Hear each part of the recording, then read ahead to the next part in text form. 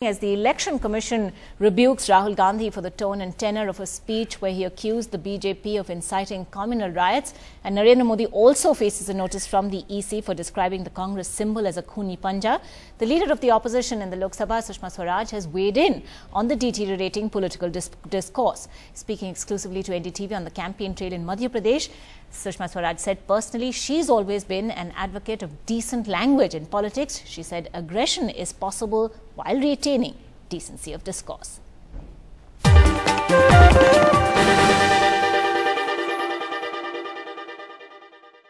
Election commission ने notice भेजे हैं। राहुल गांधी को उन्होंने रिप्रिमांड किया है कि we object to the tone, tenor and content of some of your speeches. BJP ने कंप्लेंट की थी, लेकिन मोदी जी को भी एक नोटिस भेजा गया है खूनी पंजा रिमार्क के लिए। तो ये चुनाव में जिस तरह से हम एक विट्रियोल देख रहे हैं, एक अगलीनेस देख रहे हैं, is this disappointing to you? Because you are a leader of opposition in parliament. Your responsibility is different to keep the discourse at a higher level. देखिए, ये दो अलग अलग प्रश्न है। जहां तक नोटिस और इसका कह रही है, मैंने ना ये सुना है ना पढ़ा, क्योंकि मेरी तो आजकल चुनाव प्रचार में इतनी व्यस्तता है कि ना मैं टीवी देख पाती हूँ ना मैं अखबार पढ़ पाती हूँ।